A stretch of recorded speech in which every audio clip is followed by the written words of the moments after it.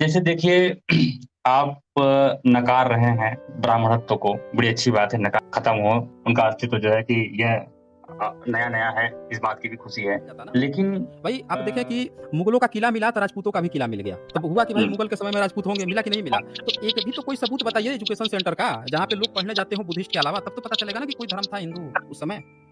अब इस पर हम शोध कर लेंगे तब आपसे कभी भी अच्छा चर्चा पढ़िए, करेंगे। ब्राह्मण जब से आया है वर्चस्व में तो उसने अपनी किताब लिखी, अशूद्र को शिक्षा से वंचित किया, शूद्र को अधिकार नहीं है। आप ओबीसी के ही प्रथम सबसे पहला जो पढ़े लिखे व्यक्ति थे, मैंने आपसे कहा ना कि आप बताइए कि ज्योतिराव फूले जैसे पहले पढ़े लिखे ओबीसी के व्यक्ति कौन थे? तो आप नहीं बता पाए, वो इस कारण था कि कोई पढ़ा लिखा व्यक्ति नहीं था। पहला व्यक्ति जो है ज्योतिराव फूले जी ओबीसी से थे, सबसे पहले ब्राह्मणवाद का विरोध। कट्टर हिंदू आए हैं। हाँ जी, कट्टर हिंदू, बताएँ क्या कहना चाहते हैं? नमस्कार सर, नमस्कार। हाँ जी, नमस्कार। जी, मैं ये बताएँ। पूछना चाह रहा था जी, जी। मैं ये पूछना चाह रहा था कि जब भगवान बुद्ध आए हैं अपना ज्ञान लेकर के, तो मुझे पढ़ने में यह आया है कि वह ब्राह्मणिज़्म जो था, ब्राह्मणवाद का, उसका विरोध कर रहे थे। क्या ये सही बात है? अच्छा, अभी आप कौन-सा वो पालन कर रहे हैं? कौन-सा धर्म पालन कर रहे हैं अभी आप? हिंदू धर्म ब्राह्मणिज़्म। हिंदू धर्म हाँ, अच्छा, हिंदू धर्म पालन कर रहे हैं। तो ये कहाँ से जी। आपने पढ़ा था कि वो ब्राह्मणिज़्म का विरोध कर रहे थे? अब जैसे देखिए किताबों में भी लिखा है, जो मैंने इतिहास किताबों में पढ़ा है और धारावाहिक में भी दिखाता है और कई जगह हमने सुना भी है कि वो जो समाज में कुरीतियाँ फैली हुई थी, ब्राह्मणों द्वारा फैलाई हुई थी, वो उन्हीं का विरोध शुरुआत में किए हैं, उसको गलत बताए हैं। सही बात है यह? नहीं, नहीं, ये सही बात है ही नहीं। आपने जहाँ से ये पढ़ा है ना, हुँ, आपने जहाँ से भी इसको पढ़ा है, तो आपको हुँ, बुद्धिस्ट पैरेलल में आपको बुद्धिस्ट का भी पढ़ना चाहिए था, कि बुद्धिस्ट में भी ब्राह्मण शब्द जो है, क्या बुद्धिस्ट में आता है? क्या ब्राह्मण हुँ, शब्द जो है, बुद्ध के समय में अस्तित्व में था? जब आप इतिहास को देखते हैं तो उसके देखने का परिप्रेक्ष्य देखिए। एक होता है कि आपको कहीं किसी ने कुछ लिख दिया और बता दिया, आपने उसको पढ़ लिया, समझ लिया कि वही सही है। पर जब आप उसको सही से अगर जानने समझने की कोशिश करेंगे, तो आपको वहाँ पे बहुत सारे पॉइंट्स जो हैं वो समझने पड़ेंगे। मैं आपको कुछ एग्ज़ाम्पल्स दिखाने की कोशिश करता हूँ, उसको ज़रा ध्यान से देखिएगा। ये मैं उसको तब तक निकालता हूँ, तब तक मैं आपको कुछ पॉइंट्स और बता देता हूँ। जैसे कि एक एक और बात वहाँ पे देखने को मिली है, सम्राट अशोक जो थे, तो उनके सम्राट अशोक के इंस्क्रिप्शन में भी एक बात आई थी जिसका ट्रांसलेट करके लोगों ने बताया कि वो ब्राह्मण की बात कर रहे थे। पर वहाँ पे ब्राह्मण कहीं नहीं लिखा था। सम्राट अशोक का जो इंस्क्रिप्शन था, वहाँ पे कहीं भी ब्राह्मण नहीं लिखा था, वहाँ पे बमहन लिखा था, बमहन समन लिखा हुआ था। और जिसका मतलब होता है कि जो विद्वान हो। अब एक बुद्धिस्ट की किताब है, उसको मैं आपको दिखाने की कोशिश करता हूँ, उसको ज़रा आप देख के समझिएगा, अभी आपको थोड़ा-सा क्लियर हो जाएगा। ये त्रिपिटक का आपने नाम सुना है कभी? अच्छा ठीक है, आपने नाम सुना होगा। सुना है। हाँ, तो उसमें एक किताब है धम्मपद, इसकी नकल पर गीता बनाई गई है। बाबा साहब ने भी कहा है कि उसी के नकल पे बनाई गई है, धम्मपद है। इस हुँ, धम्मपद में आप देखेंगे कि कुछ बातें लिखी हुई हैं, उसको ज़रा समझने की कोशिश कीजिएगा। इसमें एक चैप्टर है ब्राह्मण वग्गो, दिख रहा है आपको? ब्राह्मण वग्गो। हुँ, हुँ, तो जी। बुद्धिस्ट की हाँ, इसको जब पाली में बमन लिखा जाता है, वमन वग्गो, लेकिन ये लोग देवनागरी लिपि में ब्राह्मण लिख देते हैं। अब एक बात समझिएगा कि बुद्धिस्ट की किताब में बमन की चर्चा है, जिसको ये ट्रांसलेट करके ब्राह्मण कह रहे हैं। पर कहीं भी किसी भी बुद्धिस्ट की किताब में ये नहीं लिखा गया है कि ब्राह्मण दुष्ट होता है और धूर्त होता है, पाखंडी होता है, अंधविश्वासी होता है, इसको मारना चाहिए, इसको पीटना चाहिए, इसके कान में शीशा पिघला के डालना चाहिए या इसको बहिष्कृत कर देना चाहिए या साँप या ब्राह्मण दिखे तो पहले साँप की बजाय पहले ब्राह्मणों को मारना चाहिए, ये सब कहीं नहीं लिखा है। बल्कि क्या लिखा है वो आप देखिएगा तो आपको बड़ा आश्चर्य होगा, मैं आपको दिखाता हूँ इसमें क्या लिखा है। इसमें धम्म पद का जो पहला पद है, ये 26/1, इसको मैं यहाँ पे ओपन कर देता हूँ, आप खुद एक बार पढ़िए। जो पहला पद है, पहला सूत्र है 26वां, हिंदी अनुवाद पढ़ लीजिए आप। ब्राह्मण क्रोध को काट दे, पराक्रम कर और कामनाओं को दूर कर दे। ब्राह्मण संस्कार के क्षय को जानकर अकृत यानी निर्वाण का साक्षात्कार कर लोगे। गाथा में ब्राह्मण शब्द भिक्षु के लिए प्रयुक्त हुआ है। हुँ। तो जब धम्मपद लिखा जा रहा था, बुद्ध के जो वचन थे, उसमें जो बमहन या बमण शब्द है, जिसको आजकल ब्राह्मण कहा जाता है, आप देख सकते हैं यहाँ ब्राह्मण भी लिखा हुआ है, तो वो शब्द जो है उस समय भिक्षु को कहा जाता था। जो बुद्धिस्ट भिक्षु होते थे, उनको कहा जाता था और इसमें कहीं नहीं ऐसी पूरी किताब में कहीं नहीं लिखा गया है कि पाखंडी होते थे, धूर्त होते थे, मक्कार होते थे, जिनका बुद्ध विरोध करते। उल्टे बुद्ध की गाथाओं में उनके धम्म पद में तो इनको अच्छा बताया जा रहा है। अब आगे और आपको दिखाता हूँ, आप और आगे देख लीजिए। विरोध की तो कहीं बात ही नहीं आएगी।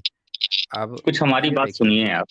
सुनूँगा ये 2 नंबर सूत्र पढ़िए ज़रा, 2 नंबर सूत्र पढ़िए। जब ब्राह्मण अर्थात भिक्षु दो धर्मों समत और विपश्यना में पारंगत हो जाता है, तब उस जानकार के सभी बंधन कट जाते हैं। हुँ। अब आप बताइए, देखिए यहाँ भी भिक्षु लिखा गया है, ब्राह्मण का मतलब भिक्षु लिखा गया है।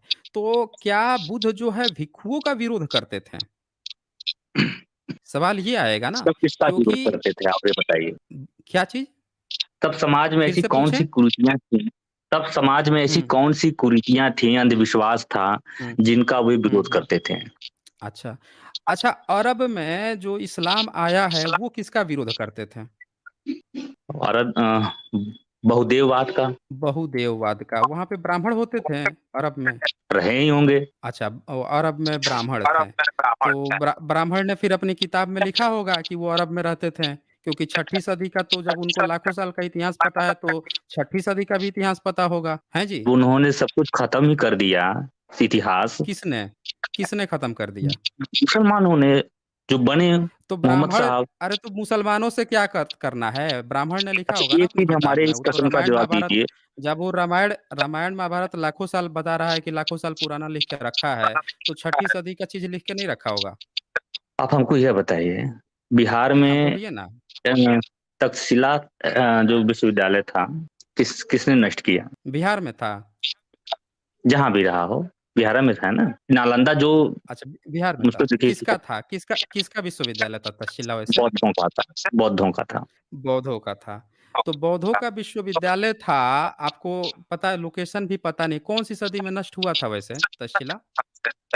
देखिए, अब हम इसलिए आपको पूछ रहे हैं, जो बिहार में था, कोई विश्वविद्यालय था, जिसे एक मुसलमान आक्रांता ने नष्ट किया था।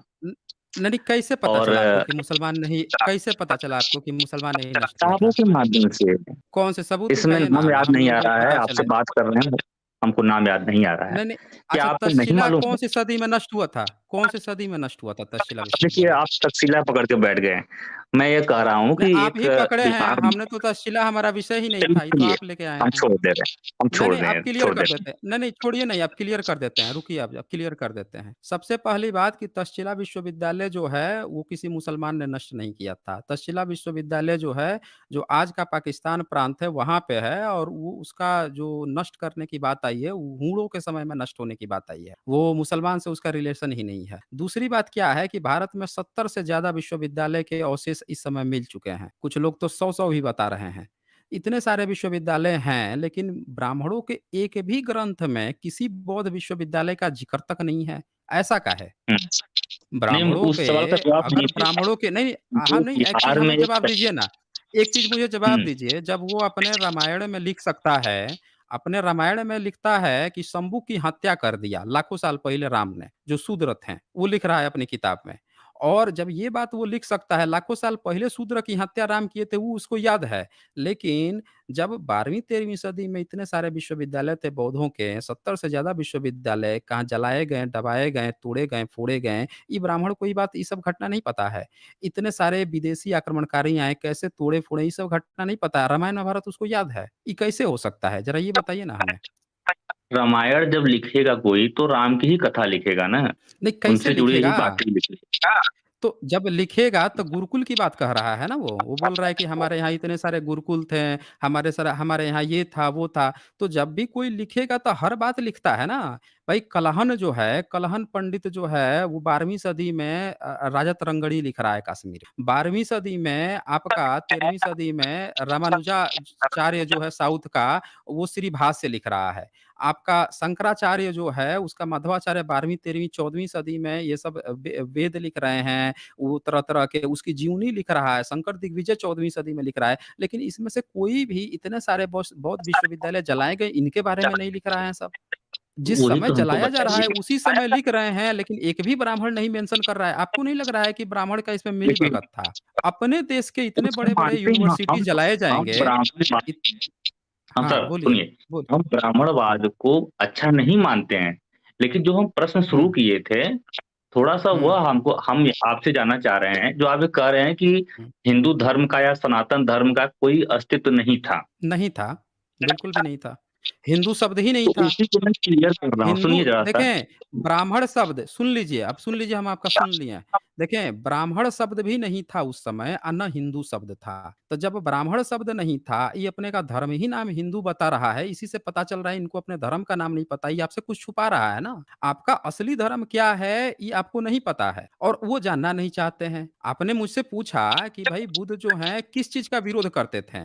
तो बुद्ध में इस चीज़ को समझिए, बुद्ध को समझना आपको बहुत ज़रूरी है कट्टर हिंदू। बुद्ध जो हैं, देखें बुद्ध को कहा गया है धम्मचक्कपवतन, नाम सुना है आपने? धम्मचक्कपवतन, क्या धर्मचक्र होता है इसका प्रवर्तक, मतलब? हाँ, क्या होता है इसका मतलब? मतलब तो नहीं पता है। नहीं पता है, जब इसीलिए मैंने कहा कि आपको जानना ज़रूरी है। अच्छा ये बताइए नहीं कि आप किस कन्फर्म कैटेगरी नहीं में हूँ आते मैं ना। हैं? अच्छा हाँ? एससी, एसटी, ओबीसी में किस कैटेगरी में आते हैं? एससी, एसटी, ओबीसी किस कैटेगरी ओबीसी, में आते हैं? ओबीसी। ओबीसी में आते हैं। ओबीसी में आते हैं। अच्छा ये बताइए कि शूद्र किस वर्ग को कहा जाता है? शूद्र हुँ। इस समय किसी को नहीं कहा जाता है। वर्ण व्यवस्था इस समय नहीं है, नहीं है। तो फिर ब्राह्मण कैसे है? फिर ब्राह्मण ब्राह्मण वो जो वो कैसे है? वो भी तो वर्ण व्यवस्था का ही हिस्सा है ना? ब्राह्मण तो वर्ण व्यवस्था से आता है शब्द। सवर्ण है, जनरल कैटेगरी में है। वो अपने आप को मतलब मानते हैं, मैं ब्राह्मण हूँ, वो अपने आप को मानते हैं कि मैं ब्राह्मण हूँ। हम लोगों को मानते हैं कि मैं शूद्र हूँ, हैं? लेकिन हम लोग क्यों माने कि मैं शूद्र हूँ? हम तो राजा थे। अच्छा आप राजा थे, तो आप राजा थे, अब आप पिछड़े कैसे हो गए हैं? ओबीसी कैसे हो गए हैं? ओबीसी का फुल फॉर्म क्या होता है? Other backward caste. तो ये बताइए कि अदर बैकवर्ड कास्ट ये उपाधि जो मिली है अदर बैकवर्ड कास्ट की, ये किस आधार पर मिली है? मतलब कि किस कारण से आपको अदर बैकवर्ड कास्ट कहा गया? आपको जनरल क्यों नहीं कहा गया है? क्योंकि हम उनसे पिछड़ गए हैं। वो हमसे हमारे ऊपर आ गए। हमें हरा करके हमारे शासन को, हमारे इतिहास को मिटा करके आज शासक वर्ग बने हुए हैं। अपने आप को क्षत्रिय कहते हैं राजपूत लेकिन अपने आप को क्षत्रिय कहते हैं। अपने आप को ब्राह्मण कहते हैं लेकिन वो बटे हुए हैं चतुर्वेदी में, द्विवेदी में, त्रिवेदी में, हैं? लेकिन अपने आप को एक वर्ग में जोड़ करके ब्राह्मण कह दे रहे हैं। मैं अच्छा, कुछ अच्छा थ्योरी एक बात अच्छा ए ए एक एक बात और बताइए मुझे, रुकिए ज़रा। एक बात और बताइए, ये जो आप अपने को हिंदू कह रहे थे, ये हिंदू पहली बार कौन कहा था आपको? हिंदू पहली बार मैंने खुद सुना था हिंदू, जब मैं बड़ा हुआ, अपने घरवालों से ही सुना। आपको ज़रा इतिहास में घुसिए, पहली बार आपको हिंदू किसने कहा? किसने कहा कि आप अपने को हिंदू कहिए? हमसे इससे क्या मतलब? नहीं, इससे मतलब होगा ना, भई आपकी आइडेंटिटी जो है, आप अपनी आइडेंटिटी अभी आपने कहा कि आप राजा थे। तो हुँ, आपको जब अपना ये पता है कि आप राजा थे, तो राजा होंगे तो हुँ। अपने को हिंदू थोड़े कहते होंगे, आपको पता लगाना पड़ेगा ना कि आप अपने को क्या कहते थे। हम आप चाहे जो कट्टर कुछ हिंदू कहें। यहाँ पे लिख के आए हैं ना, आपको इतिहास जानना पड़ेगा, ये चैनल इतिहास के लिए ही है। आप यहाँ आए हैं जी, तो कुछ सीख के जाइए। आप ज़रा एक सिखाइए। बार इतिहास में घुसिए कि पहली बार किसने आपको हिंदू कहा? मैंने किसने आपकी आपका एक आइडेंटिटी दिन आपकी छीन ली? चाहे मुझे हिंदू कह दें, चाहे मुझे सनातनी कह दें, मेरा अस्तित्व थोड़ी बदल जाएगा, मेरी मान्यताएँ थोड़ी बदल जाएँगी। बदल जाएँगी ना, बदल जाएँगी। आपकी मान्यताएँ सब चीज़ बदल जाएँगी। देखिए मैं पहले तो ये ब्राह्मणवाद, बताइए हिंदुत्व को अलग मानता हूँ। दोनों अलग नहीं है। हिंदुत्व कुछ है ही नहीं। है अलग। हिंदुत्व तो क्या कहाँ से है? भई हिंदू शब्द इसीलिए तो पूछ रहा हूँ ना कि एक बार बताइए तो सही कि हिंदू शब्द कितना पुराना है? कब से हिंदू शब्द आपने को आप हिंदू कहना कब से शुरू किए हैं? तभी तो आपका देखिए, पता चलेगा ना जहाँ कि तक अलग मैंने है कि पढ़ा नहीं है। है जहाँ तक मैंने हुँ। पढ़ा है, हिंदू शब्द लगभग वही 700 ईस्वी के बाद से प्रारंभ होता है। 700 ईस्वी के बाद नहीं प्रारंभ होता है। कहाँ से पढ़ा है आपने? किताब से पढ़ा है। हाँ, बताइए, बताइए रेफ़रेंस दिखाइए, कौन-सी किताब ने बताया है?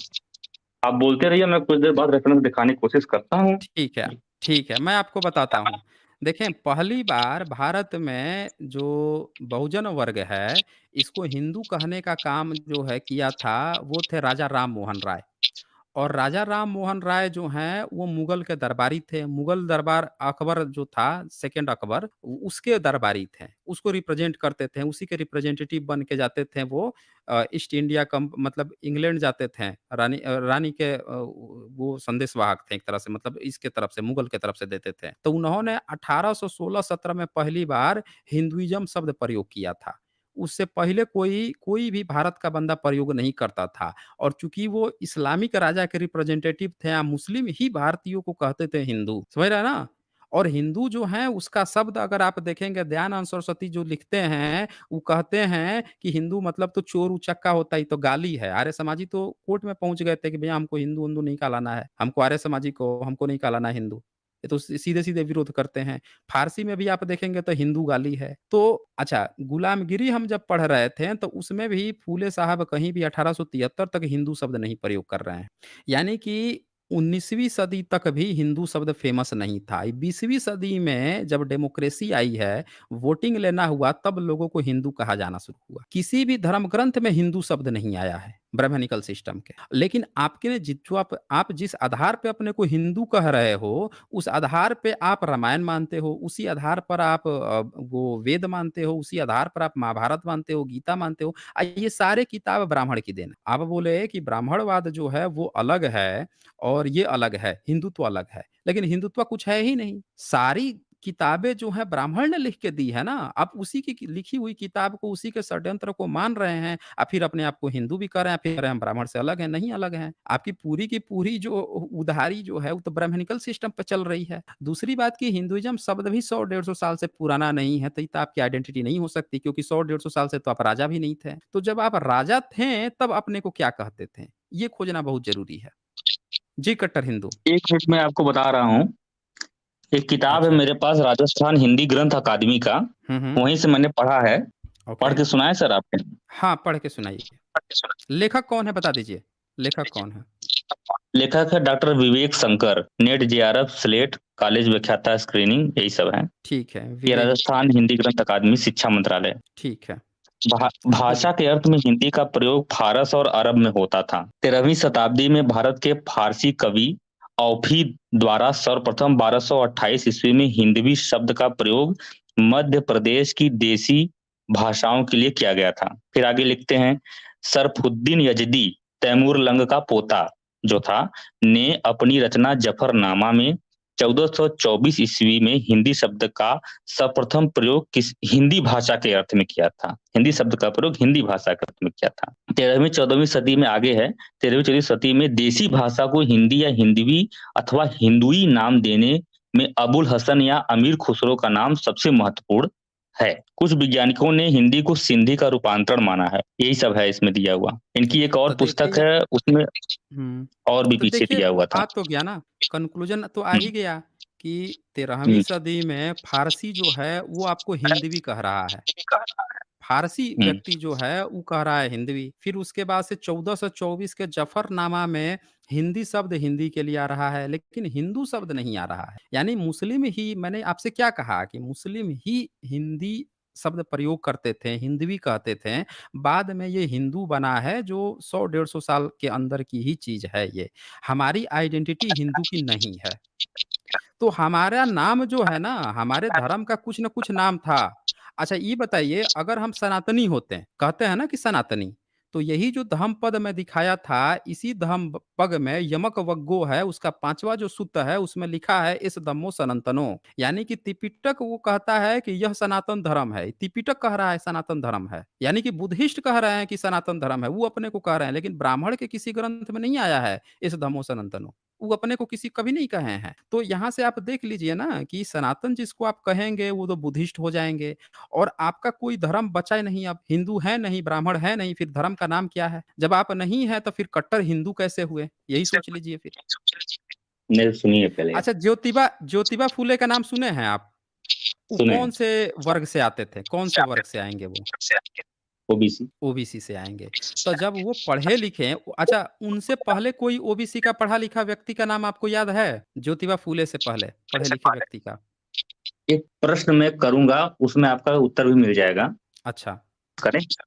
एक मित्र है मैं जो हमारे पूछा हूँ एससी उसका समाज भी से। जवाब दे दीजिए। नहीं, जो दे पूछा हूँ देंगे, उसका भी जवाब दे दीजिए। हुँ, दे देंगे, सुनिए, उसी से संबंधित प्रश्न है। अच्छा। एक अच्छा, पूछिए। प्रश्न मित्र है हमारे एससी समाज से हैं, तो वो कहते हैं कि जो दलित हैं, शूद्र हैं, यानी एससी एसटी ओबीसी को ब्राह्मणों ने 5000 साल से शिक्षा से दूर रखा। तब मैंने उनको उनका जवाब दिया कि जब आप इतिहास में झांकेंगे तो जो राजपूतों का काल है वो 1200 ईस्वी से प्रारंभ होता हुआ मिलता है। उसके बावजूद भी भारत में जो राजस्थान के बाहर के जो क्षेत्र हैं, उत्तर प्रदेश, मध्य प्रदेश इत्यादि, बिहार, इन सब जगहों पर यहाँ के जो एसटी एससी ओबीसी समाज के लोग थे वे राजा थे। जैसे कि पाल वंश था, अहिरों का शासन था, भरों का शासन था, निषादों का शासन था। तो ये सब राजा थे यहाँ पर। तो जो राजा थे तो उनके पास भी शिक्षा का अधिकार रहा होगा। शिक्षा का अधिकार रहा होगा तो इसका मतलब है कि शिक्षा शिक्षा से एसटी एससी ओबीसी समाज ज्यादा वंचित नहीं था। ज्यादा वंचित किया गया तब एक मुहिम के तहत, जब ये लोग मुगलों से मिल करके, अंग्रेजों से मिल करके अपने आप को बहुत ऊंचा कर लिए, प्रशासनिक स्तर पर, हर एक क्षेत्र पर शासनिक स्तर पर अपने आप को ऊंचा कर लिए, शासन में, प्रशासन में। तो इन्होंने इस समाज को दबाना शुरू कर दिया और दबाते दबाते स्थिति यहाँ तक ला दी है कि शिक्षा से एकदम वंचित कर दिया। तो हमारा समाज अगर हम देखें तो 300-400 साल तक या उससे भी कम शिक्षा से एकदम वंचित रहा। अगर हम शिक्षा से हजारों साल से वंचित रहते तो हम अपना इतिहास ही नहीं जानते सर। आगे बोलिए सर। अच्छा, शिक्षा कौन देता था वैसे? देखिए, शिक्षा तो ब्राह्मण देते थे, ब्राह्मण समाज में। नहीं, ब्राह्मण कैसे देंगे? नहीं, ब्राह्मण कैसे देगा? ब्राह्मण तो षड्यंत्र करके मनुस्मृति लिखा है, उसने तो अपने सारे ग्रंथ में शिक्षा से रोका है शूद्र को। पिछड़े वर्ग को, अति पिछड़ा अत्यंत को तो सारे किताब में लिखा है, मनु से लेकर हर किताब में उसने रोका है। उसका तो शिक्षा से कुछ लेना-देना ही नहीं है शूद्र का। आप सही फैक्ट पे नहीं जा रहे हैं। अभी बात हुई कि भारत में खुदाई से जितने एजुकेशन सेंटर मिले हैं, वो किस धर्म के मिले हैं? बौद्ध धर्म के थे बताइए। ना, आप कह रहे हैं ना। बौद्ध धर्म के। हाँ, तो बौद्ध हाँ, धर्म के थे तो सुनिए ध्यान से, अब सुनिए। जब बौद्ध धर्म के एजुकेशन सेंटर थे तो आपकी पढ़ाई बौद्ध धर्म के ही एजुकेशन सेंटर में होती थी। वही भारत का इतिहास है। सही इतिहास पकड़िए। ब्राह्मण जब से आया है वर्चस्व में तो उसने अपनी किताब लिखी और शूद्र को शिक्षा से वंचित किया, शूद्र को अधिकार नहीं है। आप ओबीसी के ही प्रथम सबसे पहला जो पढ़े-लिखे व्यक्ति थे, मैंने आपसे कहा ना कि आप बताइए कि ज्योतिराव फूले जी से पहले पढ़े-लिखे ओबीसी के व्यक्ति कौन थे? तो आप नहीं बता पाए, वो इस कारण था कि कोई पढ़ा-लिखा व्यक्ति नहीं था। पहला व्यक्ति जो है ज्योतिराव फूले जी ओबीसी से थे, सबसे पहले ब्राह्मणवाद का विरोध किए। क्यों किए? क्योंकि उन्होंने जान गए कि इन्हीं लोगों का सारा षड्यंत्र है। अब ओबीसी वर्ग जो है जब इतने 70 से ज़्यादा यूनिवर्सिटी मिल गई, आपने नाम सुना है? वेन सॉन्ग का नाम सुना है आपने? इत्सिंग का नाम सुना है? इत्सिंग। अब वेनसंग पहियान का का भी सुना नाम है, सुना होगा। हर्षवर्धन, फायान, हाँ, इत्सिंग, वेनसंग। हाँ, हाँ, ये सब नाम सुना होगा। अब बताइए ये सब जो हैं चीन से आए थे भारत में। जो जो इत्सिंग जो है वो लिखता है कि हमसे पहले 56 यात्री पढ़ के जा चुके हैं। 645 ईस्वी में उसने लिखा कि हमसे पहले 56 यात्री, उसके उसके जानकारी के 56 यात्री जो पढ़ के जा चुके थे। अब विदेश से इतने यात्री आते थे भारत में पढ़ने के लिए, आके न जाने कितने लोग पढ़-पढ़ के 56 तो उसके जानकार लोग थे। तो सोचिए कि ये सारे बौद्ध यूनिवर्सिटी में पढ़ने आते थे। तो आपकी भी जो पढ़ाई होती थी, हमारी भी जो पढ़ाई होती थी, बौद्ध यूनिवर्सिटी में पढ़ाई होती थी, बुद्धिस्ट ही हम लोगों को शिक्षा देते थे। हमारे धर्म का नाम बुद्ध धम्म ही था। हम लोग धम्म के वासी थे। हम कोई हिंदू-फिंदू नहीं थे, ब्राह्मणिज़्म ने तो हमको पढ़ने नहीं दिया है। सत्य पर आप लौट के आइएगा, सारा सामने एकदम रखा हुआ है, मतलब सबूत जो होता है ना सामने बिछा हुआ है, आपको सबूत पर गौर करने की ज़रूरत है। भाई एजुकेशन सेंटर एक भी बता दीजिए किसी भी दूसरे जाति का मिला हो या किसी ब्राह्मण का मिला हो या कोई गुरुकुल मिला हो। जो एजुकेशन सेंटर भारत होगा वहीं पे ना भारत के लोग पढ़ने जाते होंगे। तो आप बता दीजिए बुद्धिस्ट के अलावा एक भी एजुकेशन सेंटर बता दीजिए किसी दूसरे जाति धर्म का जो मिला हो, जहाँ पे लोग पढ़ने जाते हों।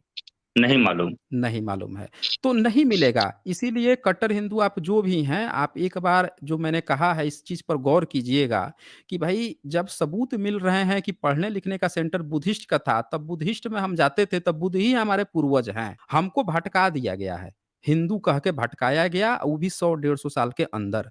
हमें हमारा अपना इतिहास ना जान पाएँ, यही कह के हमको भड़काया गया, हमको बहकाया गया है। ये चक्कर है यहाँ पे।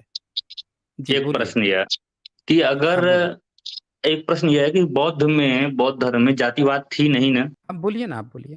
अगर बौद्ध धर्म में जातिवाद नहीं थी, तो बौद्ध धर्म का भारत से पतन होने के बाद ऐसा क्या हुआ कि जातिवाद में सब लोग बँट गए? बोलिए। अच्छा, अच्छा एक चीज़ पहले ये चीज़ क क्लियर कर दीजिए कि जो एजुकेशन सेंटर आपको जितना भी देखने को मिला, उससे आपको ये तो अंदाज़ा हो गया होगा कि सभी लोग बुद्धिस्ट एजुकेशन सेंटर में ही पढ़ने जाते थे, या इसमें डाउट है आपको? मुझे इस बारे में नहीं मालूम, तो मैं कुछ कह नहीं पाऊँगा। अच्छा, मतलब आपके सामने सारे सबूत खड़े हैं, लेकिन आप उस पर अपनी राय नहीं देना चाहते हैं। नहीं, सबूत ही नहीं खड़े हैं ना, मुझे नहीं मालूम ना। नहीं, नहीं, आप ये बताइए कि आज भारत में आईआईटीज़ हैं, है ना आईआईटी? आईआईएम हुँ, है ना?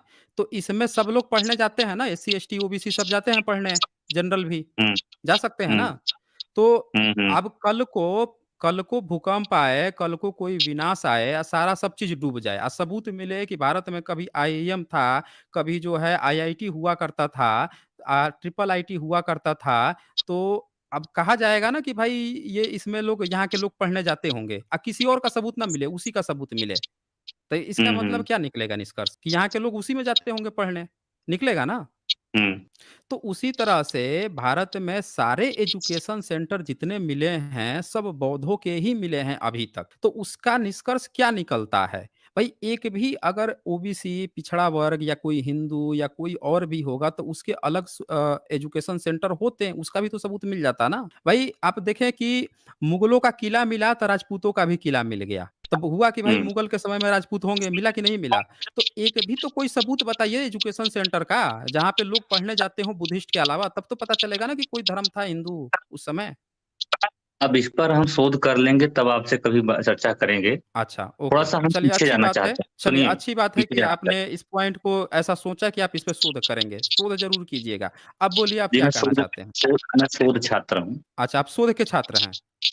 जी। बहुत अच्छी थोड़ा मैं बात है। पीछे चलिए जाता हूँ, आगे मैंने आपका एक वीडियो देखा था और आपने बताया था कि वेद कितने पुराने हो सकते हैं, तो आपने एक रेफ़रेंस दिया था, मुझको ख़्याल नहीं आ रहा है कि किसी एक अंग्रेज़ ने वो अंग्रेज़ को एक भोजपत्र मिला था और जब उसका कार्बन डेटिंग किया उसने, तो पता चला कि 1500 ईसा पूर्व पहले है, तो उसने लिख दिया कि अ, ये 1500 ईसा पूर्व पहले से वेद चले आ रहे हैं। क्या आप ही ने कहा था, मानते हैं? नहीं, नहीं, मैंने ऐसा कुछ नहीं कहा था। मैंने कहा था कि 1464 एडी का कार्बन डेटिंग उसका पता चला।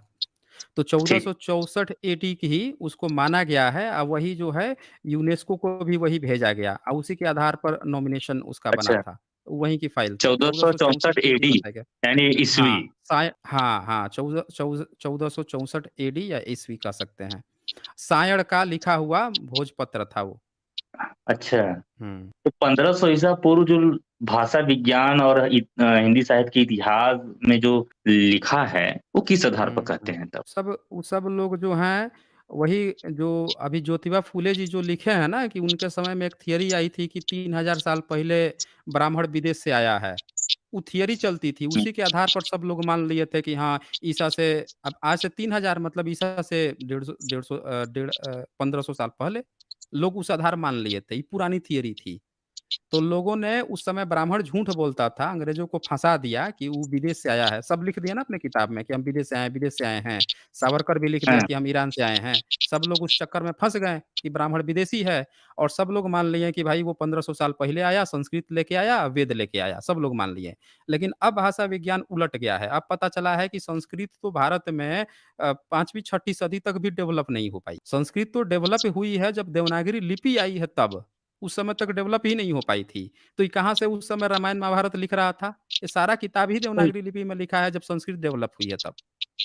अब ये प्रश्न बताइए कि महायान हुँ। हीनयान में जब बौद्ध धर्म बँटा, तो महायानियों का यह जो है कि प्रयास था कि संस्कृत में सब कुछ लिखा जाए, सही बात है? न नहीं, नहीं ऐसा ये झूठी बात है, ऐसा कुछ भी नहीं है। संस्कृत बुद्धं देखें, शरणं गच्छामि संस्कृत सुनिए, बुद्धं शरणं हाँ। गच्छामि कब लिखा गया होगा? देखिए, बुद्धं शरणं गच्छामि जो पढ़ रहे हैं आप ना, गलत एक्चुअली उच्चारण आप गलत कर रहे हैं। उसका एक्चुअल उच्चारण है बुद्धं शरणं गच्छामि और वो पाली का शब्द है। जब उसका उच्चारण आप गलत कर देंगे, बुद्धम कह देंगे, बुद्धम शरणम गच्छामि तब वो संस्कृत हो गया। समझ रहे हैं? नहीं, संस्कृत उच्चारण में आप भी ऐसा गलत ही कर पढ़ा रहे जाता हैं। है, हम लोग जो नहीं, हिंदी नहीं के छात्र हैं संस्कृत इसलिए वही सुन लीजिए, उच्चारण जो है ना, अब वही तो मैं हाँ, आपको कह रहा हूँ समझिएगा इस चीज़ को, कि आप इसका सही जो कह रहे हैं। डेवलपमेंट हुआ है संस्कृत का जो डेवलपमेंट हुआ है, वो हुँ, पाली-पाकित से हुआ है। उच्चारण से हुआ है, लास्ट में ऊपर बिंदु है, उसका उच्चारण पाली में होता है न, ग, आधा न, ग। हाँ, हाँ, अंग हाँ, नग सही। बुद्धंग बुद्धंग शरणंग। और जब जब इन्होंने बाद में संस्कारित करना शुरू किया पाली को, जैसे अशोक हुँ, लिखा था, तो दंती स लिखा था, दंती स, अशोक। सम्राट अशोक जो हैं अपना इंस्क्रिप्शन, मास्की का इंस्क्रिप्शन में 2 जगह अपना नाम लिखवाएँ अशोक, दंती स वाला, जो स होता है, जिसमें स्कूल में जो स होता है, दंती स, वो वाला स। तो ब्राह्मणिकल सिस्टम जो है वो लिखाता है तलाबे श। अशोक लिखवाता है। हुँ, आज आप जितना जहाँ पढ़ेंगे एएसएचओके लिखवाएगा, लेकिन हम सम्राट जानते हैं। अशोक ने अपने इंस्क्रिप्शन में एएसओके लिखा। तो देखें इन्होंने ये बताइए कि अगर पहले से ही उनका नाम एएसएचओके था, तो वो अपना नाम गलत थोड़े लिखवाएगा कोई व्यक्ति। राजा अपना ही नाम थोड़े गलत लिखवाएगा। एक नहीं 4-4 जगह, 4 जगह नाम आया। तो इससे ये हुँ, पता चलता है कि पाली को संस्कारित करके बाद में संस्कृत बनाया गया। संस्कृत उस समय नहीं थी। उसको नहीं, मैं समझ रहा संस्कारित हूँ कि किया गया। संस्कृत उस समय अस नहीं थी, उससे पहले प्राकृत था, हाँ, पाली था नहीं और उसी से नहीं संस्कारित पाली को ही करके प्राकृत कहते हैं ना, पाली को ही प्राकृत कहते हैं। प्राकृत का मतलब होता है कि जितनी भी जो लैंग्वेज है, जो देसी लैंग्वेज है, जो प्रकृति से उत्पन्न हुई हैं, कहीं बाहर से नहीं आई हैं, जो प्रकृति से उत्पन्न हुई हैं, उसको प्राकृत लैंग्वेज कहते हैं, जिसमें से पाली सबसे मुख्य भाषा थी। पाली जो पाली है सबसे 500 मुख्य ईसा भाषा पूर्व थी। से 1 ईस्वी तक मानी जाती है और प्राकृत उसके बाद आती है जो 1 ईस्वी से 500 ईस्वी मानी जाती है, उसके बाद अपभ्रंश का समय आता है 500 ईस्वी से 1000 ईस्वी तक। तो प्राकृत तो नहीं था कहीं न वो कहीं। इ इज इ अरे आप समझे नहीं अभी भी मेरी बात को। भाषा देखिए विज्ञान पढ़े भाषा, नहीं। भाषा विज्ञान पढ़े हैं तो ठीक से पढ़िए ना, हम लोग उसी पे काम करते हैं। देखें, भाषा आपने कह दिया कि ये भाषा है, तो भाषा में अंग्रेजी भी आ गया, हिंदी भी आ गया, फारसी भी आ गया, अरबी भी आ गया ना भाषा में। ये सब क्या है? हुँ, भाषाएँ हैं। तो उसी तरह से पाकित जो है, पाकित जब आप कह दिए तो उसमें पाली भी आ गई, उसमें और भी जितनी मगधी भी आ गई, अर्धमगधी भी आ गई, जितनी भी मतलब की भाषाएँ हैं लोकल सब आ हुँ, जाएँगी। लेकिन उसकी हुँ, हुँ, मुख्य हुँ, भाषा पाकित की जो है वो पाली है। हुँ, पाली जो है वो मुख्य भाषा है क्योंकि उसमें जैनिज़्म ने भी अपना लिखा, बुद्धिज़्म ने भी अपना लिखा। यही 2 भारत के समण कल्चर के सबसे मुख्य जो थे, जो उसमें लिख रहे थे। बाकी किसी ने कुछ लिखा नहीं या ना कोई इतना बड़ा दम खड़ा हुआ जो लिखता। तो अन्य भाषाएँ प्राकृत की विलुप्त प्रायः या लोकल छोटी-मोटी रह गईं। यही भाषा पाली जो है सबसे बड़ी बन के निकली। ये चीज़ है इसमें। और बोलिए और कोई आपको प्रश्न हो तो? जैसे आप तो जो कह रहे हैं उस तरीके से पूरा इतिहास ही डामाडोल कर दे रहे हैं हिंदुत्व का। हिंदुत्व है नहीं ना, हिंदुत्व है ही नहीं। ये तो ज़बरदस्ती खड़ा किया गया है। आप खुद देखिए ना, जब हिंदू शब्द नहीं है, आपके किसी धर्म ग्रंथ में हिंदू शब्द नहीं है, तो कैसे हमारा धर्म होगा जी? भई आप ज़मीन खोदिएगा तो बुद्ध निकलते हैं। आप राजस्थान में हैं, राजस्थान के आपने हवाला दिया किताब का, आप देख लीजिए कि राजस्थान हो गया, ये गुजरात हो गया, गुजरात का नाम बुध नगर था, बुध देव था। बताइए बुध बुध देश बोलते थे उसको। 9वीं 10वीं सदी का एक अरबी यात्री आया था फारसी, अपना मैप में बुध देश लिख के गया था। वहाँ खुदाई हुई तब महिलाओं के वो निकल गए, मतलब महिला भिक्षु जो होती थी उनके महाविहार निकल गए। मैं आपको थोड़ा-सा दिखाने की कोशिश करता हूँ। महिला भिक्षु वडनगर। तो वो जो है वो वहाँ पे मिल गए और ज़रा सोचिए। अच्छा ये बताइए, हाँ, बोलिए पुष्यमित्र कुछ आप शुंग बोलना चाहते हैं? पुष्यमित्र शुंग का काल कब से है? पुष्यमित्र शुंग के बारे में बहुत अलग-अलग भ्रांतियाँ हैं। आपका सोर्स क्या है वो बताएँगे तब मैं आपको बता पाऊँगा, आपकी हेल्प कर पाऊँगा।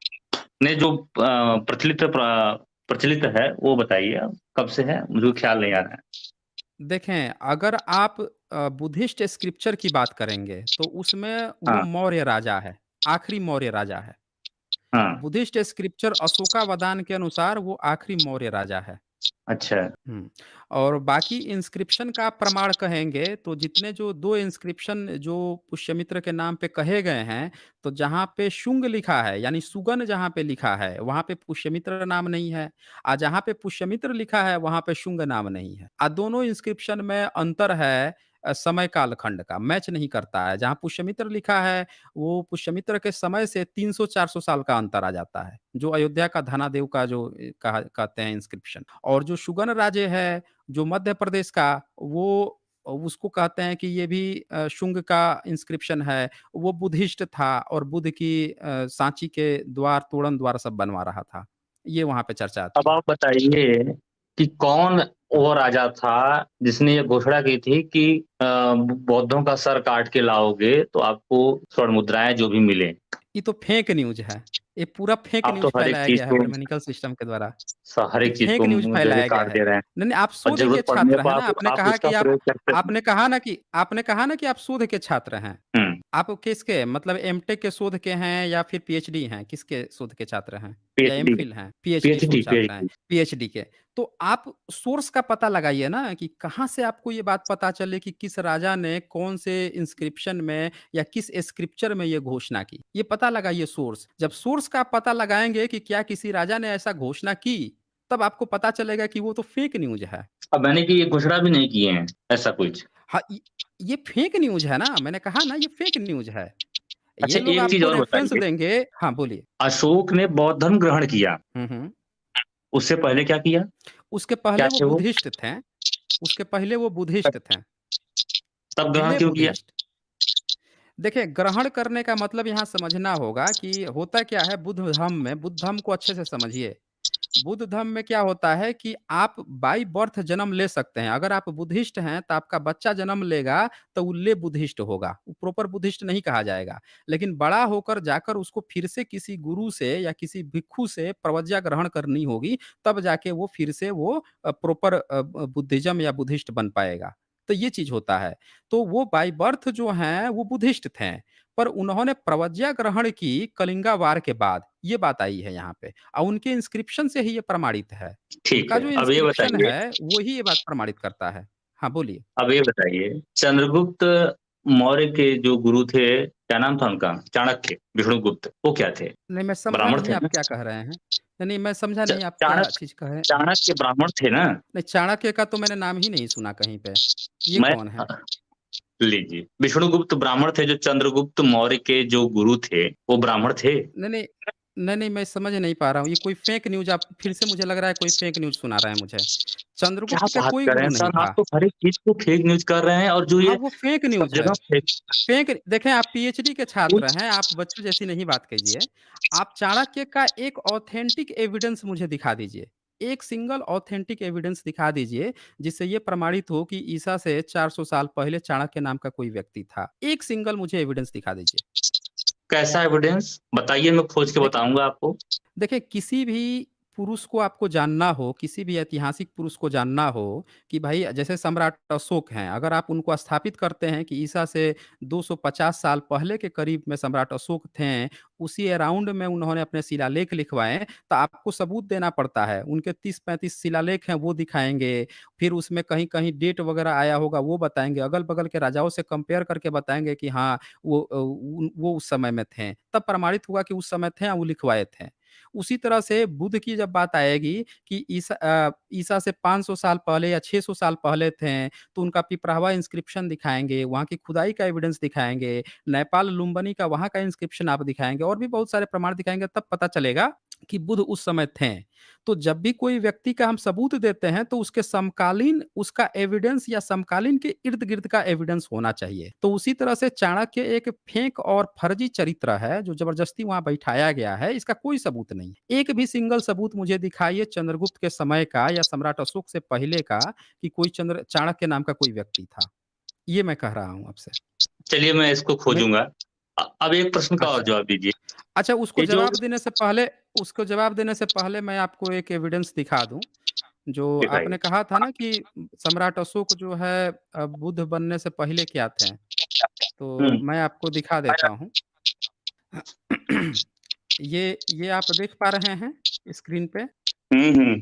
अच्छा, इसमें ये मार्किंग किया है, उसको ज़रा एक बार पढ़िएगा ये। The reference to Ashoka as a live Buddhist, जो अभी आप कह रहे थे, वुड हाँ, अपीयर हाँ, टू पढ़िए ना। Date this image to about 265 263 BC, about the time of the conquest of Kalinga. हाँ, इसका मतलब आप समझें क्या कह रहा है ये? ये समझे तो नहीं, लेकिन आप जो कहे हैं कि ले बुद्धिस्ट थे वो, हाँ, पर मैं समझा 265 देता से हूँ आपको, 266 मैं पीछा समझा ईस्वी देता पूर्व हूँ। के ये कह रहे हैं कि कलिंगा की जब लड़ाई हुई थी, तो उस समय सम्राट अशोक जो हैं, लड़ाई के समय ऑलरेडी ले बुद्धिस्ट थे। उस समय ऑलरेडी वो बुद्धिस्ट थे, ये कह रहा है। और ये इनके इंस्क्रिप्शन से, ऊपर जो ये इंस्क्रिप्शन है, इससे प्रमाणित हुआ है। रॉक इंस्क्रिप्शन से उनका लिखवाया है उन्होंने खुद की, उसके पहले ही वो खुद बुद्धिस्ट थे।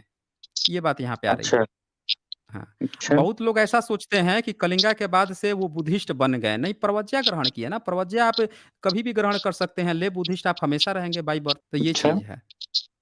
हाँ, तो सारी इसी चीज़ें से आप आप जो है सोच कि लीजिए। डामाडोल कर दी हैं, जितने भी अब अ, अब ये किताब जानते हैं कहाँ का है ये? ये मेरा किताब नहीं है, ये चार्ल्स एलन जो हैं, ब्रिटेन के सबसे बड़े स्कॉलर हैं ये, सबसे बड़े हिस्ट्री के रिसर्चर हैं, चार्ल्स एलन, उनकी किताब है, वो ये बात लिखे हुए हैं।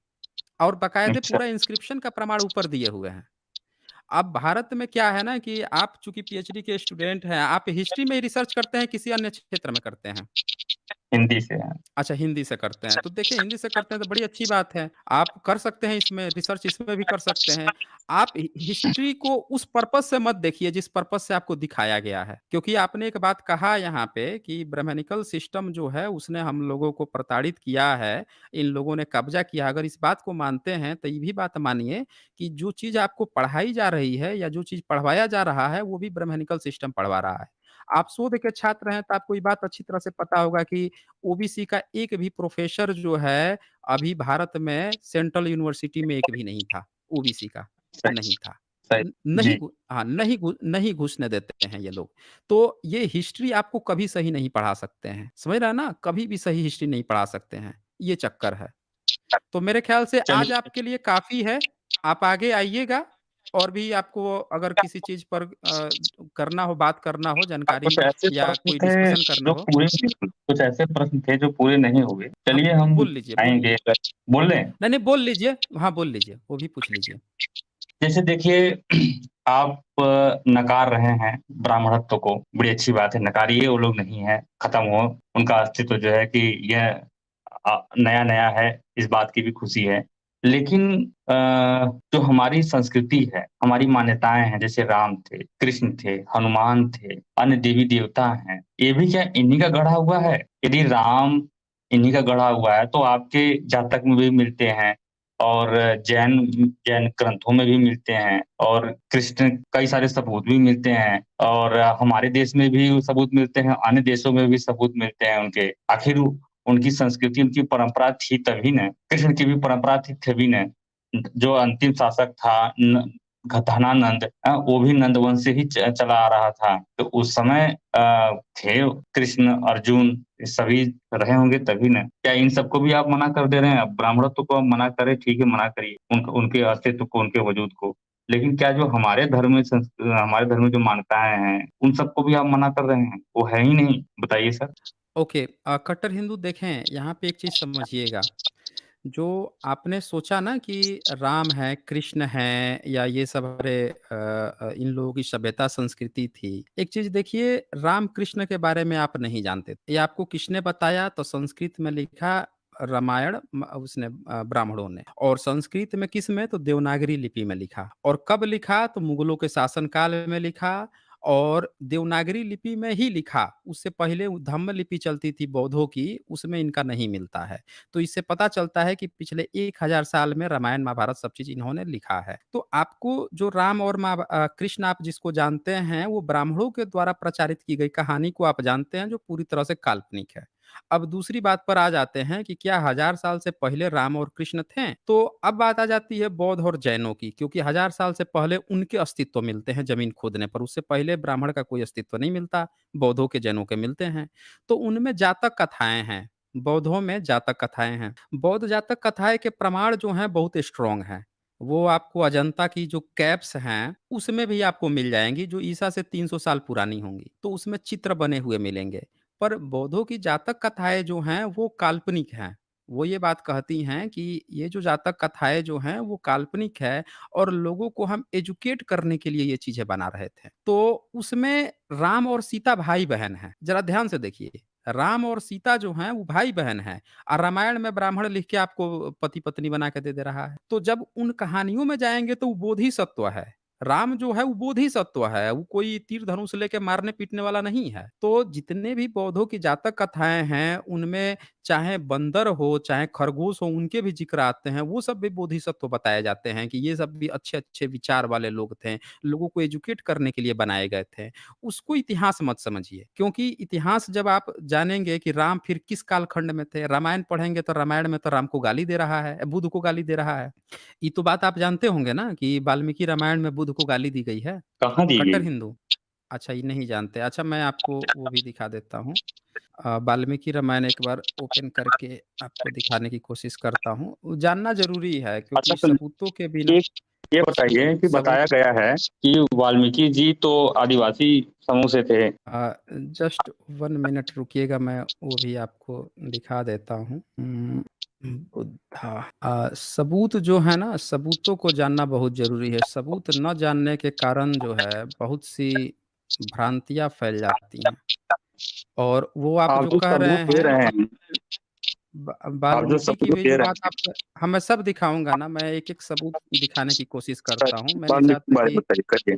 हाँ, उसके उसके वाल्मीकि के बारे में भी दिखाया है मैंने, फिर से आपको दिखा दूँगा, उसमें कोई बड़ी बात नहीं है। मैं ये पहले दिखा दूँ आपको, वाल्मीकि रामायण का अयोध्या कांड दिखा दूँ, जिसमें किस तरह से बुद्ध को गाली दी गई है। आप शोध के छात्र हैं, तो आप लोगों को जानना बहुत ज़रूरी है। ये स्क्रीन आपको दिख रही है?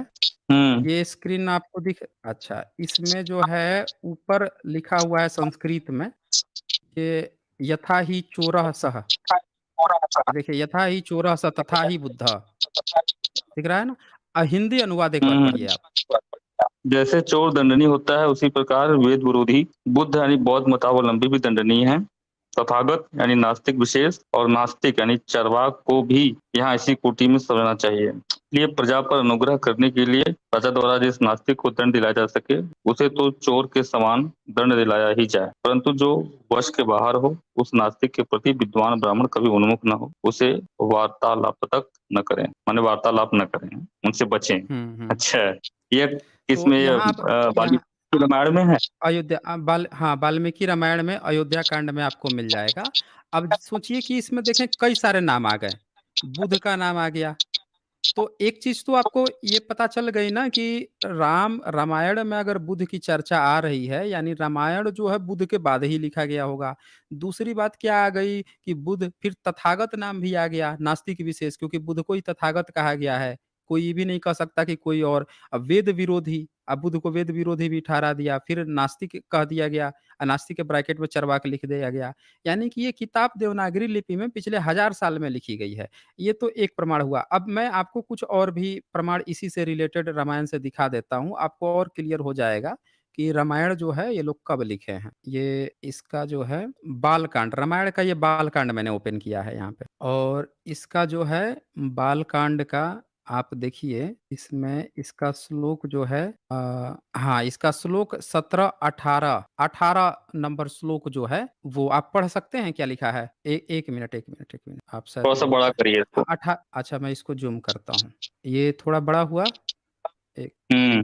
18 नंबर। राजकुमार हाँ, उनका इसको वह आदेश सुनकर उस गौ ने उस समय वैसा ही किया। उस गौ ने उस समय वैसा ही किया। उसके हुँकार करते ही सैकड़ों पहलव जाति के वीर पैदा हो गए। अब आपने 18 ही नाम कह रहे सुना थे। होगा हाँ, हाँ, आपने पहल्लो सुना होगा कि पहल्लो भारत में आक्रमण किए थे। ये आपने हाँ, पहल्लो का नाम सुना होगा। पहल्लो का भी नाम आया हाँ, है। हाँ। और आगे आगे 20 नंबर पढ़िए, 20 नंबर, कितना नंबर 20-21, 20? 20-21 हाँ। उन्होंने छोटे-बड़े कई तरह के अस्त्रों का प्रयोग करके उन पहलों का संहार कर डाला। विश्वामित्र द्वारा उन सैकड़ों पहलों को पीड़ित एवं नष्ट हुआ देख उस समय उस सबला गौ ने पुनः यवन मिश्रित शक जाति के भयंकर वीरों को उत्पन्न किया। उन यवन मिश्रित शकों से वहां की सारी पृथ्वी भर गई। अब देखिए, यवन और शक जो हैं, ये भी भारत पे आक्रमणकारी माने जाते हैं। इन दोनों की भी चर्चा हुँ, यहाँ पे आ हुँ। रही है, आपके वाल्मीकि रामायण में। और पहल्लव की भी आ गई, आप देख लीजिए। और इसके बाद से जो है इधर इधर जो है वशिष्ठ जी ने योग बल से ये हो गया, हुंकार क अब ये देखिए, ये 2 नंबर पढ़िए यहाँ पे नीचे। तब उस गौ ने फिर हुँकार किया उसके हुंकार से सूर्य के समान तेजस्वी कम्बोज उत्पन्न हुए। फन से शस्त्रधारी देखिए बर्बर कम प्रकट हुए। अब देखिए कंबोज का भी नाम आ गया वाल्मीकि रामायण में। तो अब ये 3 नंबर पढ़िए, 3 नंबर श्लोक। योनि देश से यवन और शक देश से शक उत्पन्न हुए, शक्र देश से। रोम कूपों से म्लेच्छ, हारित और किरात प्रकट हुए। अब देख लीजिए किरात जो है यहाँ की अछूत जाति, भारत में अछूत जाति जो है उसको किरात कहते हैं। ये तुलसी जो है उसने भी किरात लिखा है, स्वपच किरात कोल कलवारा ऐसे करके उसने भी लिखा है कि ये जातियाँ जो हैं पापी होती हैं, ये उसका भी नाम इसमें आ गया।